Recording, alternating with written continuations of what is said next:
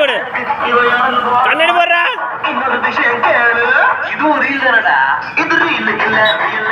கொஞ்சமா சொன்னவளே கொஞ்சி கொஞ்சி போறிய சின்னவளே அடியே. கொஞ்சமா சொன்னவளே கொஞ்சி கொஞ்சி போறிய சின்னவளே.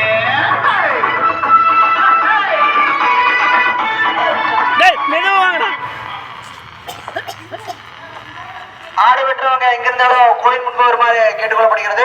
கொஞ்சம் சீக்கிரமா வாங்க, 2 ஆடு இருக்குது. கோழியா இருக்கணும், கோழியா இருக்கணும், கொஞ்சம் சீக்கிரம் வாங்க.